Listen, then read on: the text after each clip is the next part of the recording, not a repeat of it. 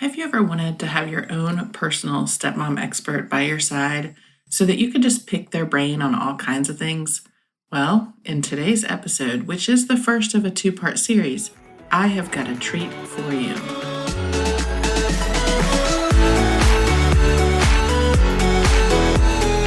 I'm Cameron.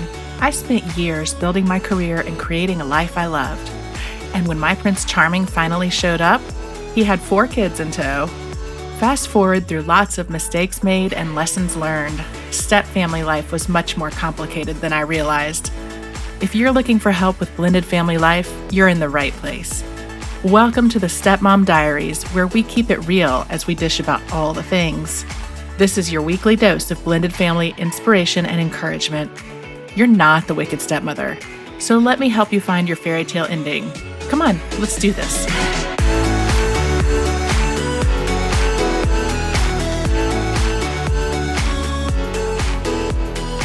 Patricia, so excited to have you back this year, and we are gearing up for the 2022 Stepmom Summit. And of course, as any of you listeners know, I interviewed Patricia back in episode 32 when she was one of our speakers at last year's summit, which was our very first Stepmom Summit. And we are thrilled that she is speaking again this year. And oh my gosh, what a difference a year makes. So a couple of things have happened since last year's summit.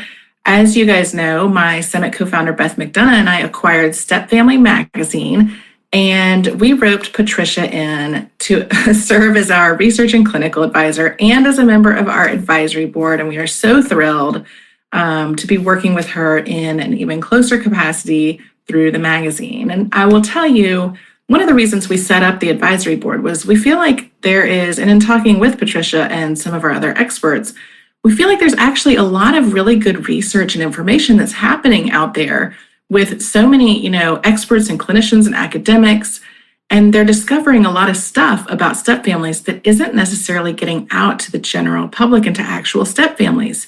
So we are hoping that we can mine all of these amazing experts that we have pulled into our advisory board and working with us in the magazine this summit to try to get some of that information out to all of you stepmoms and stepfamilies. So I don't know, Patricia, I guess that's a place to kick off. Do you want to talk a little bit about some of the exciting stuff that's going on, exciting research that, you're finding and that some of your colleagues are finding that hasn't been getting out or that you think needs to get out?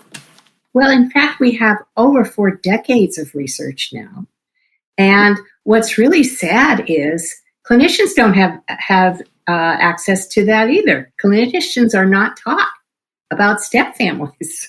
So all of the stuff that we're going to talk about is a sort of my compilation of what we've learned in these four plus decades. What we've learned about what works and what doesn't work.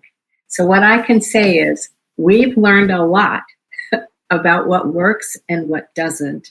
And I'm thrilled to be here, thrilled to be part of your board, and thrilled that you're doing this to get this information out to stepfamily members. And a lot of my mission has been also to get it out to clinicians.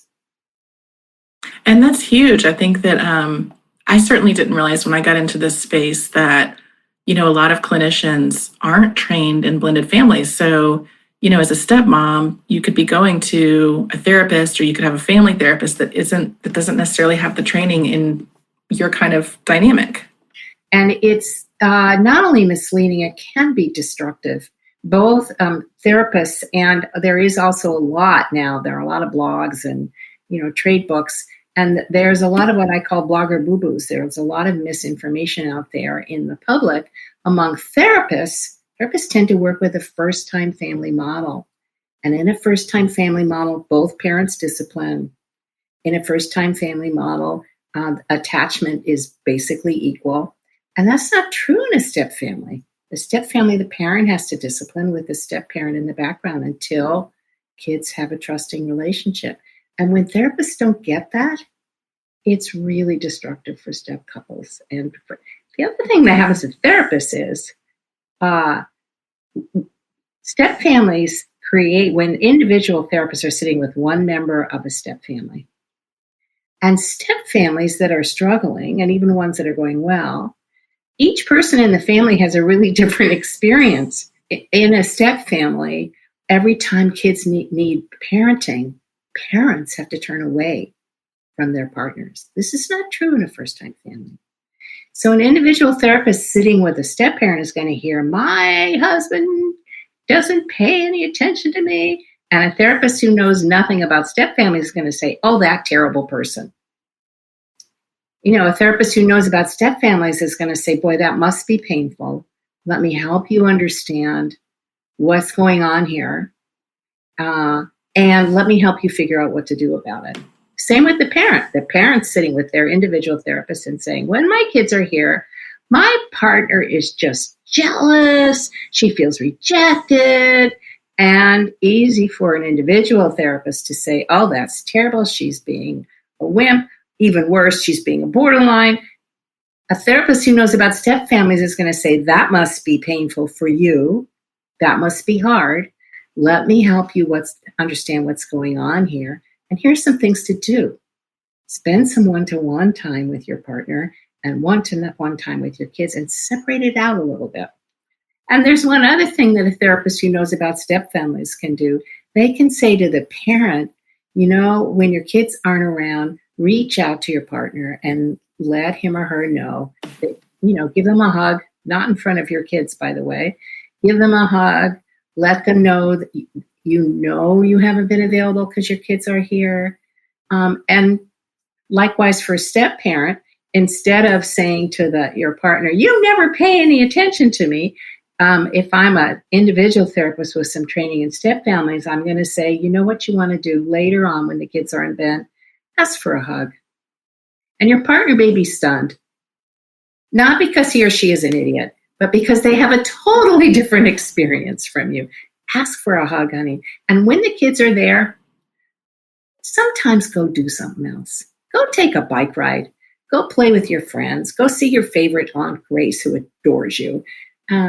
Get outside the family, because that hanging in that outsider position is hard. So therapists who have some training can be really, really helpful. Therapists who don't fall into, I call it a compassion trap. They fall into, oh, that's terrible, rather than, gee, that's painful. Here's how to understand it, and here's what to do about it. Oh my gosh. Okay. There's so much to unpack with what you just said. So I want to hit a couple of these, and then I want you to give a brief overview of the 5 challenges in step family life. But first, okay, so you talked a little bit about the difficulty of this sort of insider-outsider position. And one of the things that I kind of picked up on when you were talking is don't hug in front of the kids. So there's a lot of advice out there that says, you've got to put your relationship first. And to an extent, I think that's true, right? Like your relationship is the basis for this new family. But tell me about the not hugging your kids. Tell me about this relationship first and your thoughts on that. Let me back up. Relationship first is first-time family advice. In a first-time family, if the couple is doing well, the kids are doing well. That's true in a first-time family. Because in a first-time family, when the parents turn to each other, kids feel connected.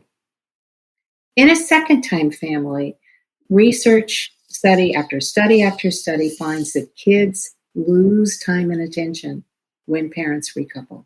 And that is because in a step family, when a parent turns to the step parent, they turn away from their kids. And what do we know about what kids need in a hard transition? And by the way, step family is a hard transition for kids, harder than divorce for many kids. What kids need in a hard transition is, we call it secure attachment, a sense that I can reach for daddy or mommy and they'll be there, a sense that daddy or mommy gets where I am coming from. And the problem with putting the couple first is it turns your back on the kids. So what I say is, it's both and in a step family. You do have to pay attention to your couple. You need time alone together.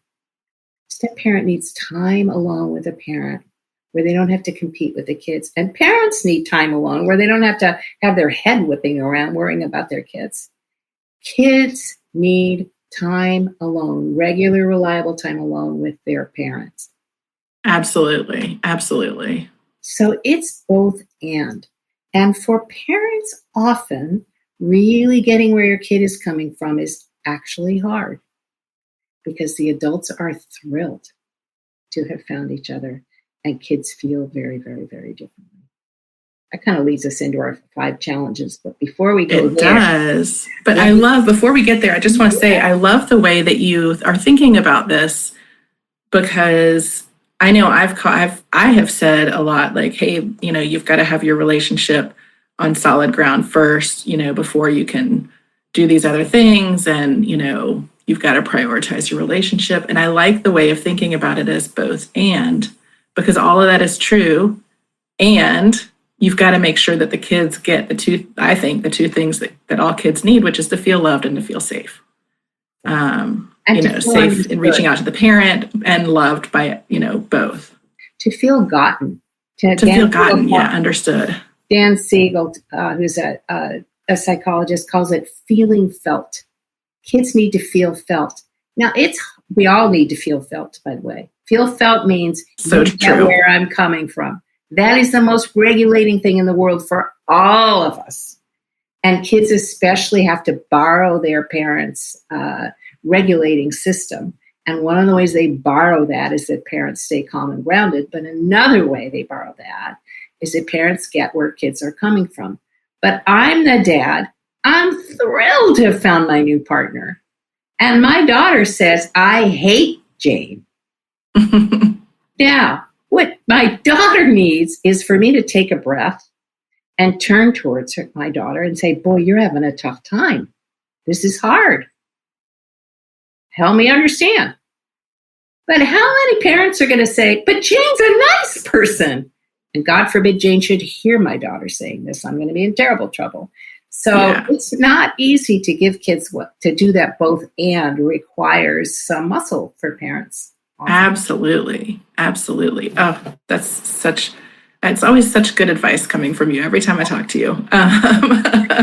So let's move now into the 5 challenges. And this is something that you've talked about before, you talk about in your books, and you've talked about with me before, but I think it's worth repeating them for people because it rings so, so true for step families. So what are the 5 challenges that step families face? And tell me about when they face it. It's not exactly a linear process.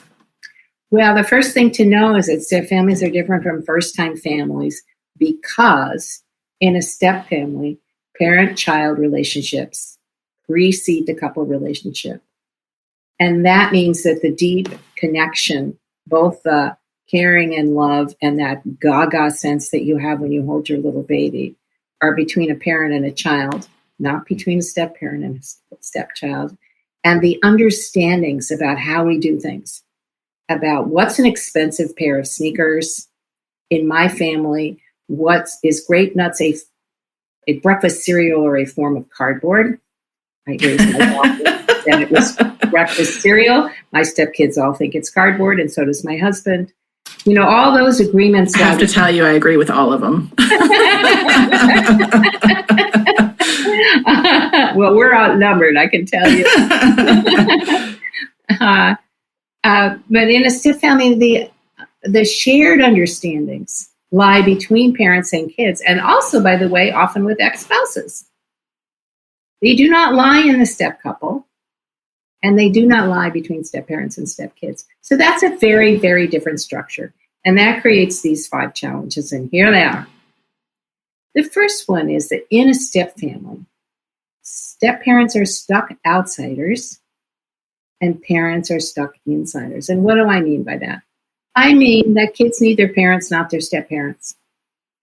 So little Janie, the story I always tell is little Janie's coming home on the bus, and she made the soccer team or she didn't. And she bursts in the door. I'm Dad. You're my partner. And you've just gotten a moment with me. And my kid bursts into the door. And my kid bursts in the door saying, Daddy, Daddy, Daddy. He doesn't say Cameron and Daddy. She says, Daddy, Daddy, Daddy. And I'm a good parent. What do? I turn towards my child. In a first-time family, the child would be saying, mommy, daddy, or mommy, daddy. You know, in a second-time family, the child wants their parent, not their step-parent. A good parent will turn towards their child, and that leaves the step-parent out over and over and over again. Stephen Porges is a neurobiologist, says we are neuroceptively wired, meaning under awareness, but very powerful. We are wired to expect people close to us to turn towards us. And when they turn away, it's very painful. Step parents get turned away from over and over again by their partners, over and over and over again. And when you're turned away from, you feel rejected, you can feel invisible. It's easy to feel not okay, especially if you didn't expect this. If you expected it, you can know to turn away yourself and go do something fun. Parents, on the other hand, are stuck insiders. I turn to my kid, Janie, because she needs me. And now I've turned away from my partner, and I thought things are going just fine. Later, my partner says, how could you do that to me? You did it again. And I don't have a clue what she means. Which is great to underscore the point that the turning away from the step parent is not intentional. I mean, you could have like the best dad in the world, but he's turning toward the child, not intentionally turning away from you. He doesn't mean to, or she doesn't mean to leave you out. It's right. Not kind. However, I must actually sometimes leave you out. And sometimes actually it is intentional. I do need to turn away from you. There are parents who say to their partners before they couple, you know, my kids are going to come first sometimes and you're going to have to deal with it. Step parents who are ready to need to know they're ready to deal with that if they're going to be a step parent, but who goes in knowing that? So it's not that I don't love you. It's not that I don't care about you. It's that I'm a stuck insider. And if I turn to my kid, I'm leaving my partner out. If I turn to my partner and said, no, Janie, I can't talk to you right now. I'm talking to, Grace. Janie's going to feel really hurt. So if I turn to my partner, my kid feels abandoned. Mm-hmm. And that's the stuck insider position. And it's the structure. It's the structure that makes it. So stuck outsiders feel often invisible. Stuck insiders often feel anxious and inadequate. I can't meet all the needs of everybody. And it often makes stuck insiders defensive. So later on, when Grace asks for a hug, that was hard. And her partner says, what's the problem? I was just taking care of my kid. Yep. So talking about this requires taking a lot of deep breaths. Absolutely. So that's the first challenge. Right. And so let me briefly say the other four, and then we'll go back and dive into them. The other four, the second challenge is that kids in step families struggle with losses and loyalty binds and change. Step families ask a lot of kids. That's the second challenge. The third challenge is that parenting and step parenting are fundamentally different. Parents and step parents are often divided over discipline. Parents everywhere in the world that I've ever been want more boundaries and limits for their stepkids. And parents everywhere want more love and understanding for their kids. That's the third challenge. And the fourth challenge is we need to be building a new culture as a family. So the fourth challenge is that we need to build a new culture, a new family culture. And we come together with at least two different cultures. And how do we build a family culture while respecting these at least two different cultures that we've got? And the fifth challenge, last but not least, is every step family has an ex-spouse, dead or alive, another parent outside the family. And that can present lots of challenges. The family, step families do not stop and start at the front door. The children's other parent is a permanent part of every step family. So thinking about these 5 challenges, which are completely spot on, it's for a new stepmom or a new step family, it's not like you can take those challenges and say, well, okay, I'm going to tackle the insider-outsider first, And then we're going to tackle, number 2 second, and then number 3, you know what I mean? Like, you can't, like, they're not like steps to work through, right? This is not a linear process. So how do you tackle all of these? Really good question. Don't you wish you could take them one at a time? Wouldn't I know, right? And I'm totally type A. So I was looking, when I became a stepmom, I was looking for the handbook that laid out all the steps, and it's not possible. It doesn't exist. There are things that you can do that help. Often the insider, outsider, and kids need to be front and center. So we've talked a little bit about insiders and outsiders. And what you can do about that. Some regular, reliable one-to-one time in the parent-child relationship in the couple. And let's add the step-parent, step-child relationship.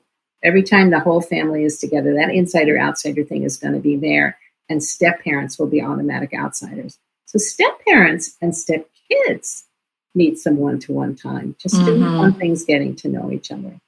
So that was something that really surprised me when I became a stepmom. We were having some challenges with one of my stepsons, and we were meeting with the therapist, and the challenge was in how he was relating to me, and among other things. But the therapist said, well, do you guys have one-on-one time? Do you go off and do stuff together?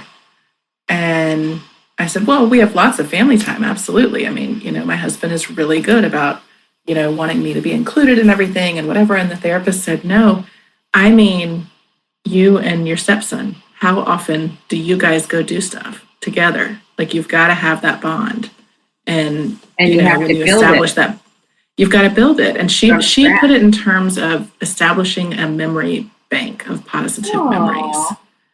And she's like, kids already have that with their biological or with their primary parents, right? Because they've known them their whole lives. But you're new into the picture, so you have to start building that positive memory bank. And I thought that was such a lovely way to put it. Lovely. You got a therapist who knew something about what she was talking about. Yeah, I know. So yeah, it's I think that one-on-one time for everybody is important. And I always tell people it's important, but don't force it. It can't be that it's a chore for the kid to go and do one-on-one time with stepmom, because then they start to resent you. What I say is, pick off the easiest one first. Yes. Find something low key and don't make it long. You may have a kid who's into video games and you don't care about video games, but go spend 10 minutes asking your stepkid to show you how to play a video game. Exactly. Find something that they're interested in that, I used to take my stepson to all the new Marvel movies, because he loved going to the Marvel movies. And great. It was a nice way that, we had something that we both enjoyed doing together, but I knew that, he always got excited about it. So. Okay. So we've talked a little bit about insiders and outsiders, and let's talk now about kids. Adults and kids in a step family are in such a different place. And this is not true in a first-time family. In a first-time family, parents get to go gaga together over their kids. In a second-time family, the adults are thrilled to have found each other. And for many kids, though, the adjustment to a step family is actually harder than the adjustment to divorce. And we think that's partly because as the number of changes pile up, kids' well-being goes down. And often the adults are in a hurry. We were in a hurry. And the kids are not in a hurry. The kids need time. So let's talk about it. It's losses, loyalty binds, and change. First is loss. I've lost my family with a divorce or a split. I've lost what I know. I've lost what's familiar. And then I adjusted to just living with one parent at a time. And now I have another person there. And as I said earlier, study after study finds that when adults recouple, when parents recouple, they turn away from their kids. Not because they mean to abandon their kids, but because they're in love. And in-love adults are just as dumb as in-love kids. In-love adults are just as likely to be texting back and forth madly during dinner or during homework as teenagers are. And that's very hard for children.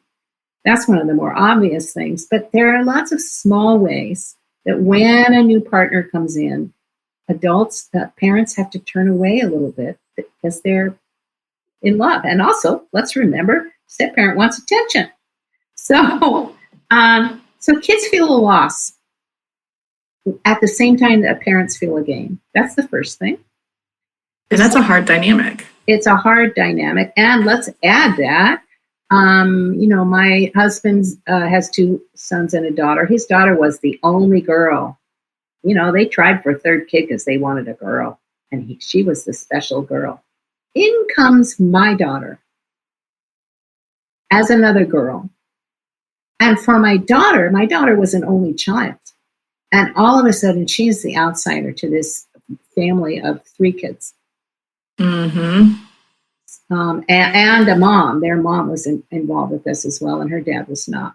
So she came from a one-to-one relationship with me to an outsider to this huge mess. That's hard. That's hard. That's a huge loss for her and a huge adjustment. So, loyalty binds. It seems to be almost wired, especially in our culture. If I care about my stepmom, I'm disloyal to my mom. Especially moms and stepmoms. If I care about my stepdad, I'm disloyal to my dad. A little less with stepdads and dads. And if it was a bad divorce, if I care about my mom, I'm disloyal to my dad and vice versa. If it's high conflict, it's even worse. Yeah. That's right. And sometimes there was low conflict or moderate conflict, and now dad finds a new partner and mom gets freaked. And that ups the loyalty bind for kids. So loyalty binds are pretty normal. And if the adults are getting along, and if the adults are encouraging kids to have really positive relationships with everybody and all the adults in their lives, loyalty binds soften. And in fact, our research is children's well-being is highest when they have positive relationships with all of the adults in their lives, mom and dad, stepmom and mom, stepdad and dad, and grandparents. So that's loyalty bond. Change. We've talked a little bit already about change. Step families are another big change for kids. And as the rate of change goes up, kids' well-being goes down. As the amount of change goes up, kids' well-being goes down. So the adults often want, new everything. We're moving into a new house with new everything. Kids don't want or need a new everything. Kids need some things. Even that old shower curtain. My daughter had a shower curtain with ducks on it. It was disgusting. And I gave her a new shower curtain right after I had met Steve, my second husband. She was beside herself. She wanted the ducks. She needed her shower curtain. She needed her familiar shower curtain.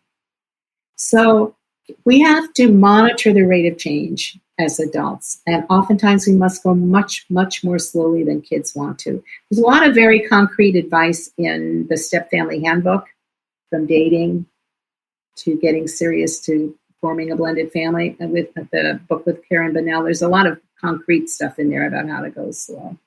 And I will be sure to put a link to the book in the show notes so that anyone listening will be able to go check it out. I can tell you, I have read several of Patricia's books, and like everything that we're talking about today, just add on all the gold on top of it. There's just some really great advice. Great to hear. So there are 2 books, the Stepfamily Handbook and Surviving and Thriving in Stepfamily Relationships, What Works and What Doesn't.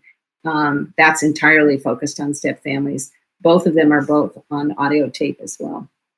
That's good to know. I love listening to books when I drive back and forth from Virginia to Maine. Well, and some people really take in more auditorially, and some people more visually. And also my website, stepfamilyrelationships.org. You can find it just by Googling my name. Has a lot of videos, and some people are better with videos, and there's some radio interviews there. Absolutely. And we'll make sure we have links to all of this in the show notes. Great. Just that there are a lot of ways to take information in. So I just want to go back to physical contact. Yes. Because oftentimes the couple, especially a parent, they want their kid to see a different kind of relationship. And also the couples in love. We know what new couples in love are like. They're all over each other. That may seem like a good thing to the adults, but it's really hard for kids. And it's really hard for kids because, first of all, it intensifies their loyalty blind. It's yet another huge change. And the other thing is that it's a loss. Daddy, and it's not daddy and mommy together, which makes me feel good. It's daddy and a new partner together, which doesn't feel so good. So how do the adults deal with this? Should you not hold hands with each other or show any kind of affection, or what is the best way to make kids, feel more comfortable, loved, safe, all those things? Well, the first thing is be physical. Kiss each other in the morning. Give each other hugs, but out of kids' eyesight. Because you need each other. Step-parents especially need hugs. They need they need the parents' full attention. And parents need to know that they're still loved, even though they can't meet everybody's needs. So do be physical out of kids' eye shot. In kids' eye shot, keep it cool. And it's hard to know how long. I was probably year 2 or 3. My husband drove Model A cars when we first got together. And he and I were in the front seat holding hands, and my stepdaughter was in the back seat. She was like 18 or 19 at the time. I looked in the rearview mirror, and she was slumped. And I thought, oh, she's feeling left out. I'm sitting there in front of her, holding hands with her daddy. I took my hand from her dad, and she sat up. Wow. So I knew what the clue was. So you need to watch for clues. You may not see them directly. They may not be direct. When in doubt, keep it cooler, not hotter. Be hot behind closed doors. Hug each other behind closed doors. And generally keep it a little cooler in front of all ages. Good advice. All right, so we've talked a little bit about children. Let's talk a little bit about parenting. So here's the thing. This is one of the main things to know. Parents everywhere, as I said earlier, want more boundaries, want more love and understanding for their kids. Step-parents everywhere want more limits and boundaries with their step-kids. So parents and step-parents are often divided over discipline. What we know works best for kids is something we call authoritative parenting. It's not harsh and it's not permissive. It's warm, loving, empathic, and sets moderately firm boundaries and limits and follows through. But here's the deal. In a step family, parents have to retain the disciplinary role until or unless children feel they have a trusting, caring relationship with their step-parent.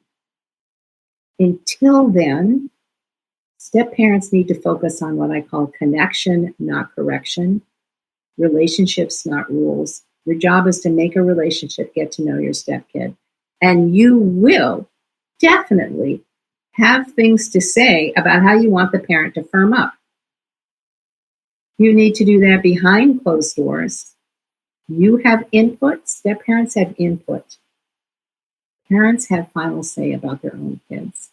And what I want to tell you, step-parents, is I don't know a parent who isn't sensitive about their parenting. So you're going to have to use your most, as the grandson of my next-door neighbor says, your most kindful approach. Gee, honey, can we talk about this? I'd love it if the kids cleaned up after themselves. I know you're not used to doing that. Could we talk about it? That's going to work a lot better than your kids are slobs. Didn't you ever teach them to clean up? And you're going to want to do the second. That will come easily. And it's going to take some muscle to do the first. Well, and I think it's easy, if you get frustrated, with a stepchild that's not cleaning up, using that example, and express that to your partner. I think it's easy for your partner to say, well, I guess, Johnny, you just think Johnny's a terrible kid. Especially if you call him a slob. And then you get defensive and then it, escalates from there. Right. Now, here's the deal. My husband can say to me, we're 26 years in, he still wants me to be firmer with my daughter than I am. I still want him to actually to be softer with his kids. It's a reverse in our case. He's a bit of a hard ass. And 26 years in, I am much firmer with my daughter than I was, but I'm not as firm as he wishes I was. And I probably will never be. Mm-hmm. Yeah. John Gottman, who researches couples, says 69% of differences never go away. But successful couples talk about them better. They call them mastery couples. Miserable couples make a mess every time they talk about it. So you're going to have to find positive, loving ways to talk about this. And as a step parent, I can tell you, you may always want more firmness, usually. I'm lucky in a way with my husband. I wish he'd be a little softer. That's easier. Parents, you're always going to feel like you can't quite measure up. But parents need to be the disciplinarians. Step parents have input. That doesn't mean step parents have to be silent, by the way. It just means they have to be skillful. This is a fragile new relationship. As your therapists say, you need to build positive memories. So you build a positive memory with, honey, I'd love it if you clean up. Not, you're a slob, can't you ever clean up? I'd love it if you could say hello to me in the morning. I know it's tough that I'm here, but can we just say hello to each other in the morning? That's an I message, it's called, as opposed to a you message, which is, you never say hello to me. That is disrespectful. I expect you to treat me like the adult that I am. That's not going to work. And that's hard to learn how to do and retrain yourself, Now, talking about, discipline's always a tricky one. And I've talked on previous episodes about the mistakes I made early on with discipline in trying to engage in it and learning the hard way that you really do have to establish that bond first. But I know the conversations that Craig and I had where, he initially, when we first got into it, we talked about he really wanted a full partner, a partner in parenting and everything. And so I was trying to be that, right? Trying to do all the things and discipline and everything else. And then when I sort of realized that I needed to take a step back from the discipline and doing stuff like that and really work on the bonding, that was like a shock to his system. It was kind of like, oh, so now I have to be the heavy all the time, and that's hard, I think, for the primary parent to really say, okay, well, so you always get to be good cop and I always have to be bad cop. Exactly. And that's right. That's really well put. That is absolutely right. It's really true. And many, many parents, it's not only that step parents get more irritated more quickly, it is more bothersome to my husband that my daughter stood in front of the refrigerator and ate out of it. That didn't bother me. I was a single parent. I was thrilled. It's much more bothersome to him. He's not used to it. So it's easier for a step parent to be irritated. So it is easier for the step parent to get irritated. And also, parents want support. They want help. I thought I coupled up with you so you could help me discipline these kids. No, sorry. Yeah. So how do you, as a step parent, how do you talk to your partner about that? And I mean, is it just saying, sorry, you've got to be the heavy all the time? I mean, how do you sort of make them more comfortable with that way of doing things? Because I think it is a little disconcerting for them that, all of a sudden they've got to now engage in all of the discipline and they feel like they're having to do all of the hard stuff, I think it would help if more people had good information about what works and what doesn't. So it's not just you asking, which is hard enough. I know you wish you could do this, that I could back you up, honey, and you could back me up. But I've been reading, and it's there's a ton of research about this. There's actually a ton of research. We have now decades of research, both recent and long ago, that too early discipline by step parents doesn't work.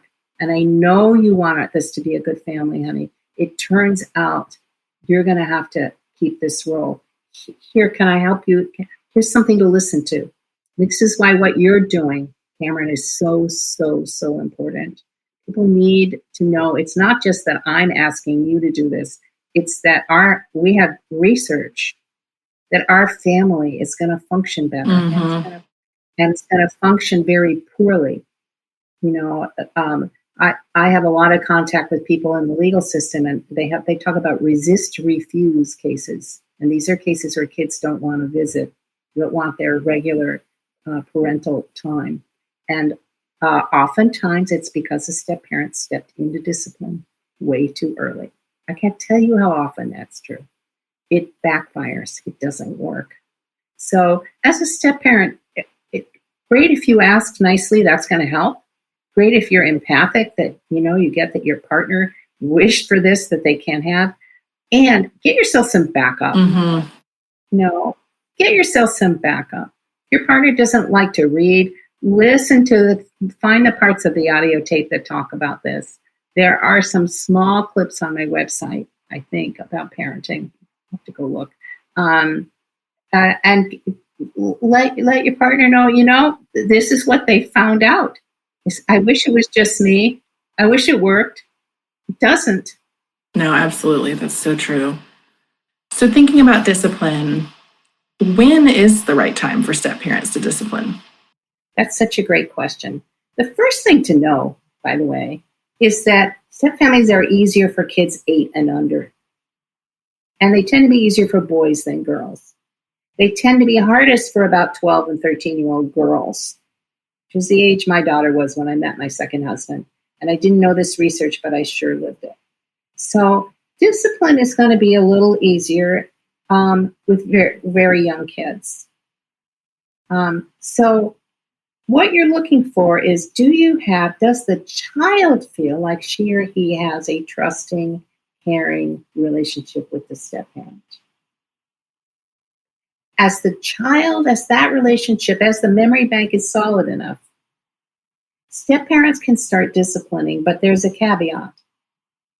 Authoritarian discipline comes very easily to step-parents. Authoritarian is harsh and cold. You will not do that. It turns out that authoritarian parenting by step-parents backfires. It's disastrous all over the world, including in cultures that value authoritarian parenting. So at the point that you begin moving into discipline, you're going to need to use authoritative discipline. That means you're going to lead with, I know you really probably didn't feel like cleaning up, but I need you to clean up now, honey. Calm, empathic, not blaming. So that's the first thing, that when there's a solid relationship, you can begin moving into an authoritative, caring, empathic, and calm role. There are many, many successful step-families, many thriving step-families where step-parents do not have a disciplinary role, especially if kids were older. My daughter was 12 and a half when I met my husband. He does not have a disciplinary role with her. And he actually blew it and made an authoritarian move with her. She's now 37 recently, and it completely backfired. He can get away with that with his kids. He cannot with mine. So even as with her being an adult. That's right. Yeah.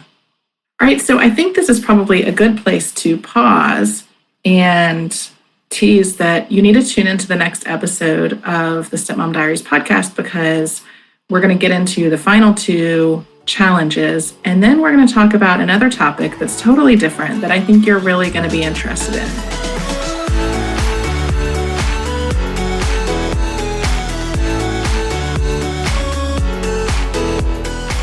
That's it for this week. If you've enjoyed our chat, I hope you'll help spread the word.